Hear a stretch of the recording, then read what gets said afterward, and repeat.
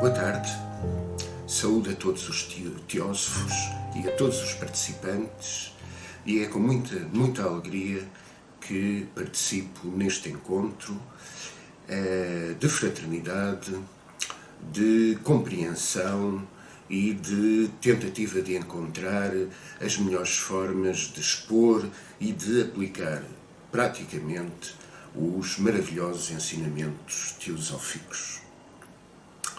Foi-me sugerido que nesta conferência eu tratasse do tema porque a humanidade ou a mente é a chave para a harmonia na natureza. E é isso que vou tentar fazer da melhor forma que puder e, sobremaneira, da forma mais clara possível. Logo no início do volume de A Doutrina Secreta, dedicado à antropogênese, o segundo volume no original em inglês, mas que, já agora se me permitem, é o terceiro volume na única edição até agora disponível em língua portuguesa, sob a forma de livro. Logo no início desse volume, Helena Petrovna Blavatsky expõe os três grandes princípios da antropogênese ocultista. Um dos grandes e magníficos ensinamentos da teosofia. Esses três grandes princípios, como podem ver, são, em primeiro lugar, que o ser humano tem uma origem poligenética neste globo. Ou seja, logo no início da manifestação da humanidade, há muitos milhões de anos atrás, surgiram 7 grupos distintos em também 7 diferentes regiões do nosso globo. Naturalmente, como todos certamente deduzirão, cada um desses 7 grupos humanos está em correlação com os diferentes cenários de que fala a teosofia. E, particularmente, essa primeira raça que é intemporal, nessa primeira raça que é intemporal, cada um desses grupos humanos tem uma específica correlação com as diferentes raças que se vão depois diferenciando, que vão ter, cada uma delas, o seu período próprio de manifestação mais efetiva.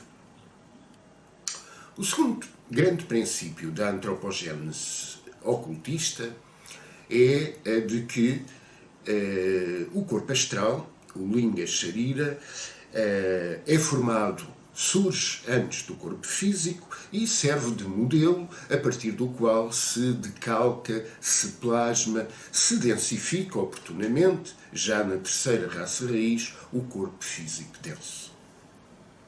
E, finalmente, um terceiro princípio, e aqui o mais importante, porventura, para os objetivos desta conferência, é que o homem não só precedeu nesta quarta ronda todos os mamíferos, incluindo os antropóides, como o que agora quero muito realçar é o paradigma de todos os reinos inferiores.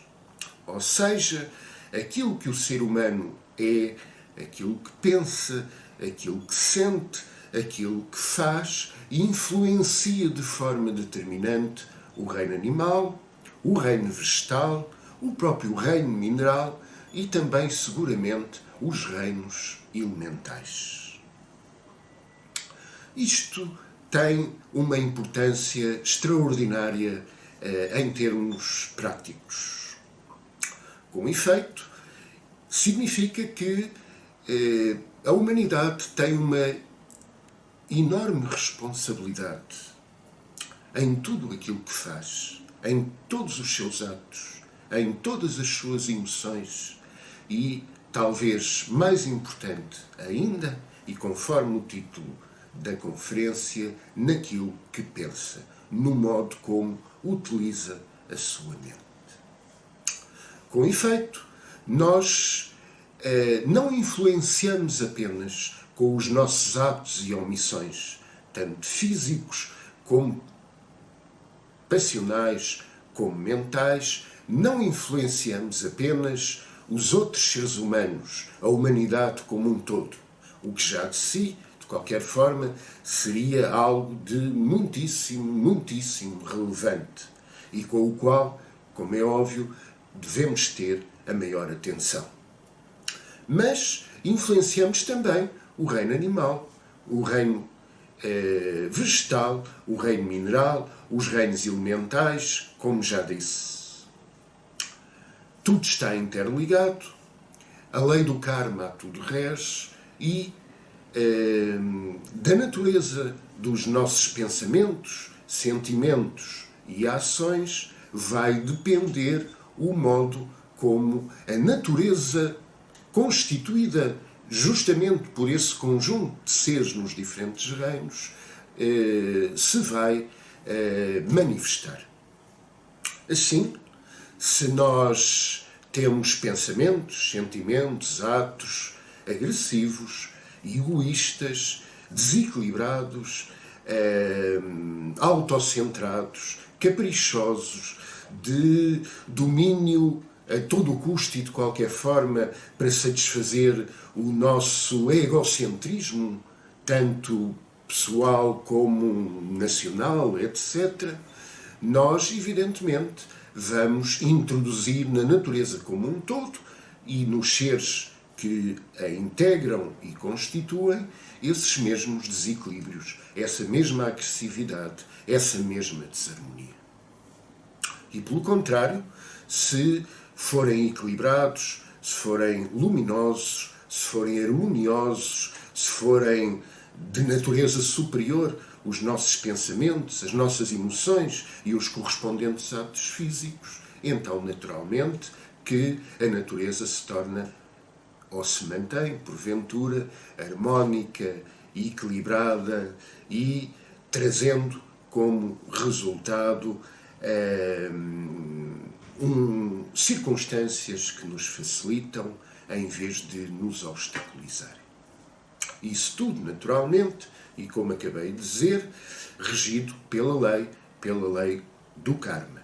Semeamos, ou melhor, colhemos aquilo que semeamos. E isso é assim em todos os domínios e no que fazemos não apenas com nós mesmos, mas com influência, evidentemente, em todos os seres que integram a natureza, porque tudo é interdependente, porque tudo está interligado. Daí que eu penso que uma das questões que hoje em dia, por muitas pessoas de boa vontade, é abordada com frequência, que é a questão da ecologia, em muitos casos não tenha sido totalmente bem enquadrada, visto que se pondera preocupações com o ambiente apenas em termos dos nossos atos físicos. Mas, primeiro, os nossos atos físicos dependem das características psicológicas que vamos desenvolvendo. Eles revestem-se da natureza, das nossas opções, das nossas preferências, das nossas tendências, quase diria dos nossos skandhas psicológicos. Em segundo lugar, é necessário encarar uma ecologia profunda, uma ecologia integral e, particularmente, uma ecologia mental.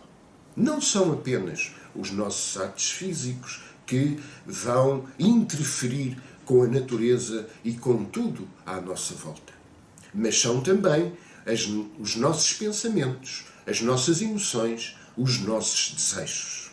Eles afetam a substância mental, a substância química e, particularmente, ficam impregnados na luz astral que rodeia o nosso globo e que, luz astral, a partir da qual, em qualquer momento, esses modelos são plasmados fisicamente, tal como acontece no microcosmos. Como há pouco vimos que o corpo astral, o Linga Sharira, é o modelo do Stula Sharira, do nosso corpo físico denso, do mesmo modo, aquilo que fica impresso na luz astral, naturalmente, pode, quando as circunstâncias se reúnem, precipitar-se na própria substância e, neste caso, na própria natureza física. Assim, e servindo, não gosto muito de ir atrás de coisas algo passageiras e efêmeras, mas aproveitando este exemplo da pandemia do Covid-19, nós não podemos pensar apenas, nem principalmente, que há um problema de natureza física e que isso provoca transtornos no nosso psiquismo, no nosso mental e no nosso emocional. Além, obviamente, de eventuais problemas na nossa natureza, no nosso corpo físico. Mas sim, é fundamentalmente o contrário.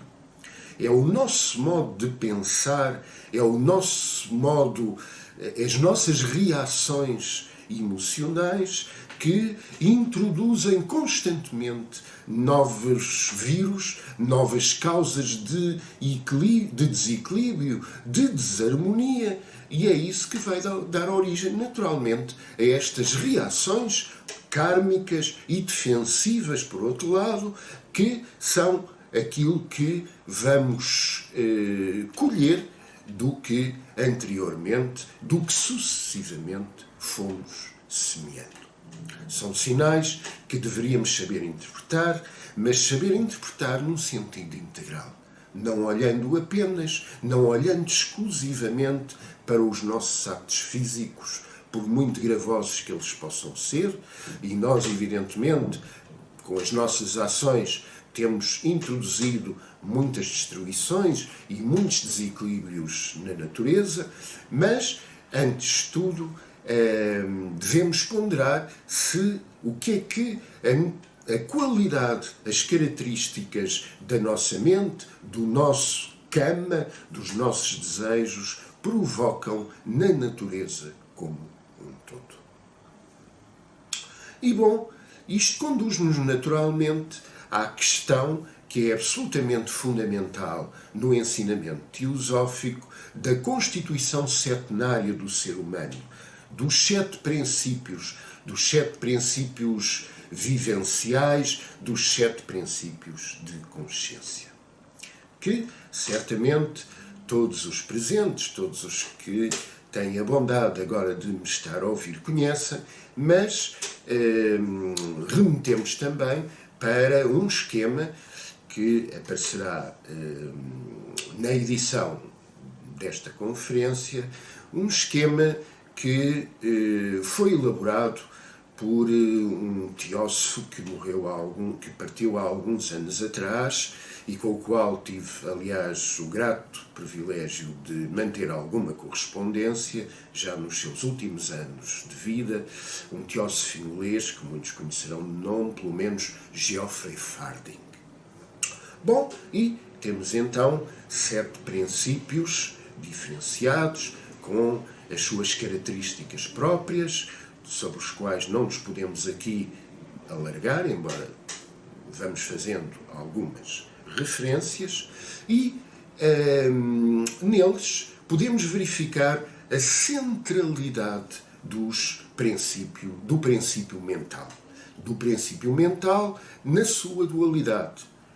O Manas superior, que tende para Budi, por sua vez, reflexo e mediador, digamos assim, da luz de Atman, e o Manas inferior, que se coliga a Kama, que vai constituir o grande e fundamental, tantas vezes tremendo, conglomerado Kama manásico, que é, no fundo, a base de cada personalidade, de cada nova encarnação, de cada novo quaternário inferior que assumimos em cada uma das novas existências. Bom, e que isto é assim, que o ser humano é sobretudo mental, que o seu trabalho, que o seu esforço é sobretudo no mental, que é aí que se decide muito do fundamental, tanto para nós diretamente, como nas influências que provocamos à nossa volta, está perfeitamente expresso numa frase de Helena Blavatsky, que aparecerá também na edição desta conferência, mas que peço o favor para ler. Afirmou ela: o ego humano não é Atman nem Buddhi, mas sim o manas superior, o fruto intelectual e a fluorescência do egoísmo intelectual autoconsciente, no sentido espiritual elevado. O ser humano, portanto, é este mental e decorrência emanadora da própria ação dos filhos da mente, dos Agnisvatas. E é aqui, portanto, que está o cerne da existência humana e é aqui que se decide, como já afirmei, em larga medida, as características do mundo em que vivemos e que vamos influenciando, como vimos no início, como paradigma de todos os reinos subhumanos da natureza. O manas superior é aquilo que é propriamente o filho do homem, na terminologia cristã. É aquilo que, coligado com o Buddhi, é a alma humana. É aquilo para que se dirige, em que se efetiva o nosso grande esforço nesta etapa humana. No entanto, o manas inferior é também de grande importância. É ele o raio do manas superior, em geral da tríade superior, que em cada nova encarnação, unindo-se a Kama, forma a base de cada nova personalidade, como vimos, e é o manas assim raiado, emanado, se quisermos, para os 4 níveis inferiores, o Kama, o Linga Sharira, o Prana, neste caso o Prana mais estreitamente ligado aos princípios inferiores, e, por sua vez, o corpo físico, é o manas inferior que pode transformar, equilibrar, servir de instrumento dos níveis superiores e particularmente do mental superior para dominar, para harmonizar, para equilibrar o nosso princípio Kama, dos desejos egotistas, dos afetos pessoais, dos nossos caprichos emocionais e também a natureza do nosso corpo físico e particularmente das suas partes mais nobres, mais importantes, ou seja, o cérebro e o sistema nervoso. Vamos ver isto melhor, lembrando que, também segundo a senhora Helena Blavatsky, coexistem no ser humano, embora, obviamente, de uma forma entrelaçada, 3 esquemas evolutivos. O esquema monádico, a evolução monádica ou espiritual, a evolução intelectual e a evolução física. Não vamos falar muito sobre, ou praticamente, não nos vamos referir à evolução física. O tempo que temos não é muito, não quero ser maçador e seria desnecessário, penso eu, falar acerca disso. A evolução monádica não é propriamente a evolução de Atman, que em si mesmo é espírito puro e, como testemunha até certo ponto, está mais além de qualquer evolução ou involução.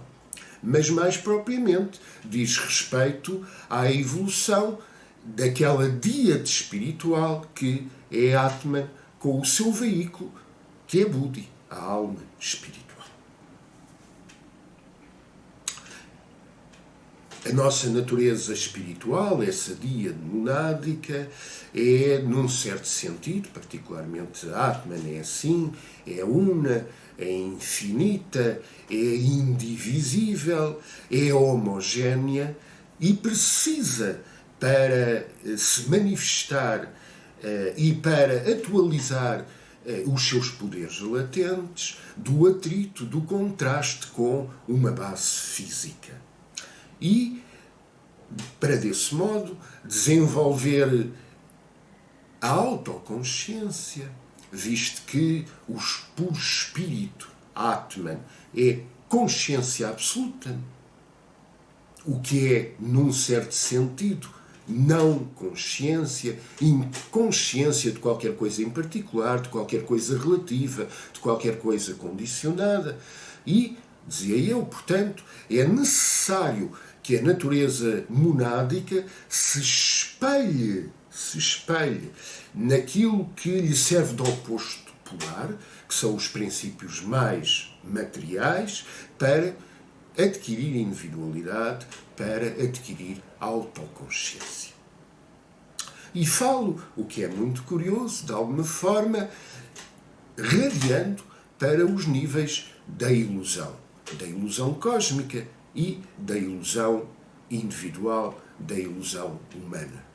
Estranhar-se-á, talvez, que dessa forma tome consciência de si mesma e adquira a individualidade. Mas isto é exatamente o que acontece com um espelho.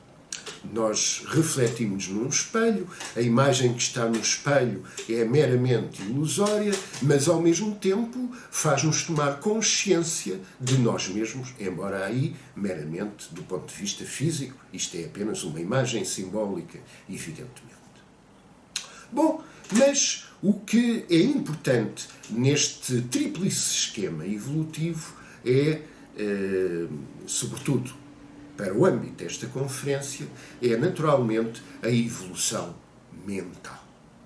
Isto diz respeito não apenas ao mental superior, àquele que tende a responder a Buddhi, por sua vez instrumento de Atman, mas também para o mental inferior e para o próprio princípio kâmico. Embora este princípio kâmico esteja estreitamente ligado à natureza física, material, ele, por sua vez, é determinante para nele assentar, porque nele assenta e com ele se coliga a natureza mental, o princípio de consciência mental. Isso é dito também porque esta afirmação pode suscitar dúvidas e quero ilustrá-la com duas passagens que encontramos algures, depois serão referenciadas as páginas, em A Doutrina Secreta. Diz a senhora Helena Blavatsky, escreveu ela, os dois princípios superiores, Atman e Buddhi, não podem ter individualidade na Terra, não podem constituir o homem, a não ser que existam a linha A, a mente, humanas ego, para se conhecer a si mesmo. E B, a falsa personalidade terrestre, o corpo de desejos egoístas, etc., etc. São o quinto e o quarto princípios, Manas e o Kamarupa, que contém a personalidade dual, o verdadeiro ego mortal, apenas se assimilado aos dois superiores. E a personalidade falsa e transitória, o Mayavi ao corpo astral, a alma animal humana. E, numa outra passagem, escreveu também Helena Blavatsky, para que o homem septenário se complete, para acrescentar aos seus três princípios mais baixos e cimentá-los com a mônada espiritual, que não poderia nunca habitar numa tal forma, a não ser num estado absolutamente latente, fazem-se necessários dois princípios conectados, Manas e Kama. Ora, esta natureza, esta díade intermédia, digamos assim, manás e cama, tem muito fundamental, peço desculpa de repetir, no ser humano e, portanto, em tudo aquilo com que interagimos e que influenciamos. Com efeito, é como que essa dualidade tem duas portas, digamos assim. Uma leva-nos para os espaços celestiais, leva-nos para a vivência dos níveis de consciência, desde logo da alma espiritual. O mental, quando adere a Budi, quando por ele é iluminado, sendo Budi por sua vez, como é esclarecido pela senhora Blavatsky, sendo ele o instrumento de Atman, isso propicia-nos e alastra à nossa volta uma compreensão global, leva-nos a sentir. Eu não gosto muito da palavra sentir, porque isto pode fazer supor que se trata do sentir meramente emocional. Leva-nos a tomar consciência, a vivenciar a interligação, a natureza integradora e, em última instância, a unidade de vida e de consciência que tudo permeia e que tem, evidentemente, como decorrência também a compreensão e a vivência da compaixão, de que já falaremos. Por outro lado, quando o manás adere e mais ainda se deixa dominar por Kama, então isso leva-nos e leva à nossa volta para a ilusão, para o egoísmo, para a separatividade, para os caprichos próprios da natureza câmica, para o materialismo e para a contínua conflitualidade e desarmonia. Naturalmente, sendo nestas três evoluções, monádica ou espiritual, física e intelectual, esta última é aquela que está no meio e é, portanto, aquela que é a que coliga as outras duas evoluções, que as harmoniza e que torna o ser humano uma unidade integral, mas uma unidade integral bem dirigida, harmonizada com as leis que regem o cosmos e que, por analogia, devem reger a nossa conduta em todos os aspectos. Uma das características da ilusão kamamanásica de que falei é confundir vários tipos de coisas, justamente porque é a grande natureza ilusória. Confunde a verdadeira liberdade, que realmente se tem a partir do mental superior. E essa liberdade é feita de adesão voluntária e consciente à lei, às leis que regem a tudo, ao macro e ao microcosmos.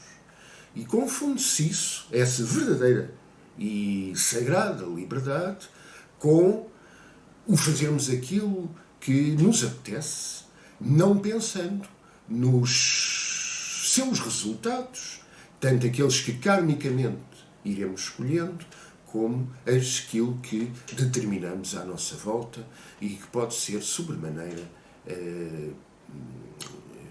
desagradável, pernicioso, nomeadamente para a natureza que assim desarmonizamos.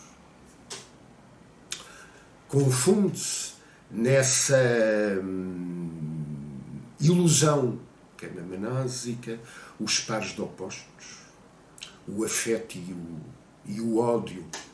Diz-se muitas vezes na linguagem popular, há uma estreita linha entre o amor e o ódio. mas eu penso que isso mais propriamente deveria traduzir-se por há uma estreita linha entre o pseudo-amor, que é o desejo, e o ódio. É confundir aquilo que é uma individualidade autoconsciente, mas lúcida, com a separatividade, com aquilo que, na voz do silêncio, é chamado a grande heresia da separatividade. É confundir a espiritualidade com a beatice e tantas vezes com a superstição. E confundir a caridadezinha esmoler, superficial, que não vai à causa dos problemas, com a verdadeira compaixão. Disse também Milena Blavatsky: mais dano tem sido feito pela caridade emocional do que os sentimentalistas se inclinam a encarar. Porque essa caridade emocional é evanescente, é efêmera, é carecida de lucidez, não vai à raiz das coisas. Ninguém diga que esta frase de Helena Blavatsky é uma frase reveladora de frieza. Não. Na voz do silêncio consignou ela as mais maravilhosas expressões de amor, de compaixão. Lembremos alguma outra delas, algumas. Que o sol escaldante não seque uma única lágrima de dor, antes que tu mesma tenhas limpo no olho de quem sofre.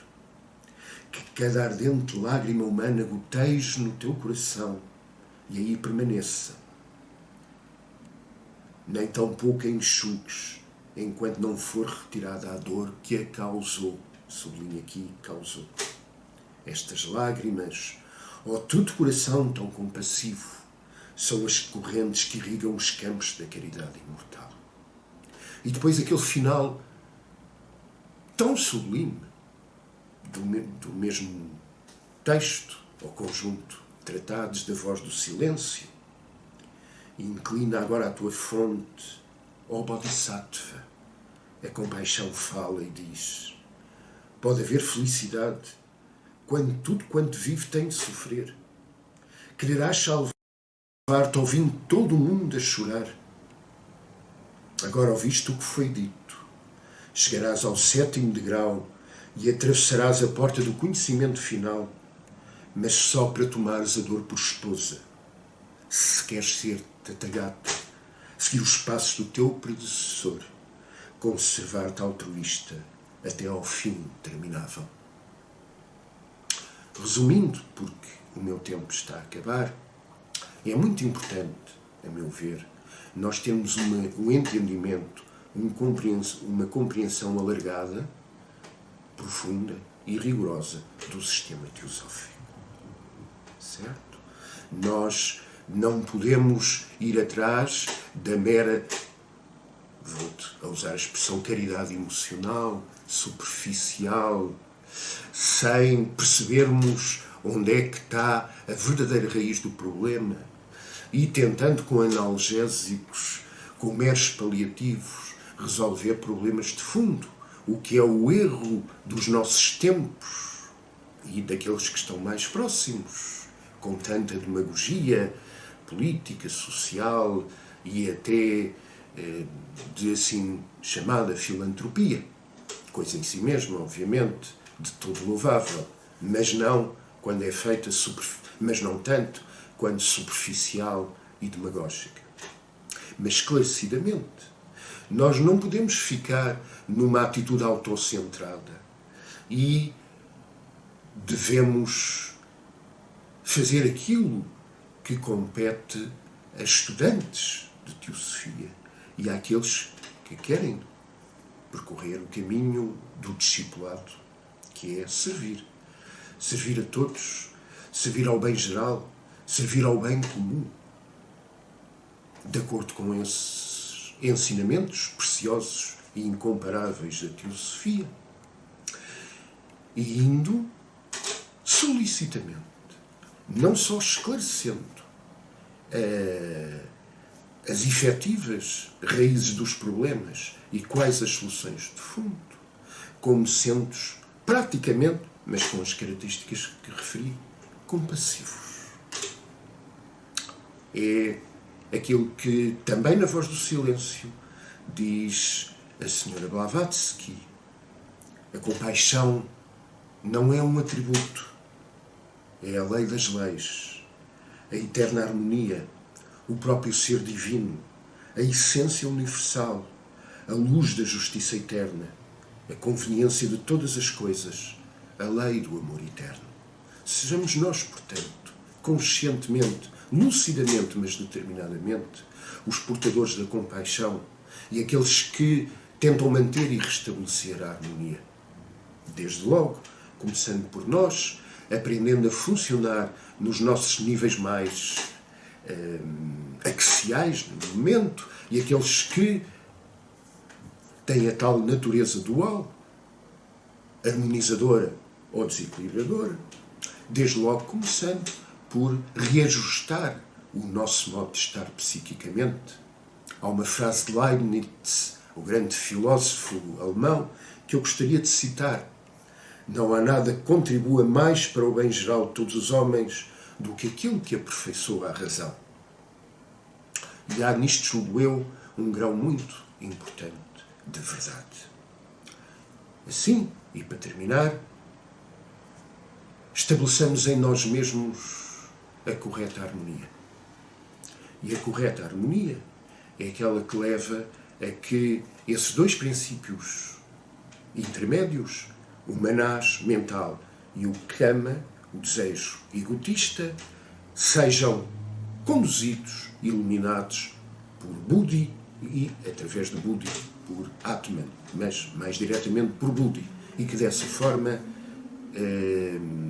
influenciamos como paradigma de todos os reinos da natureza, influenciamos harmonizadoramente, lucidamente, a natureza em que vivemos, de que somos parte constituinte. Peço desculpa de me ter alargado um pouco mais. Muito obrigado pela vossa atenção.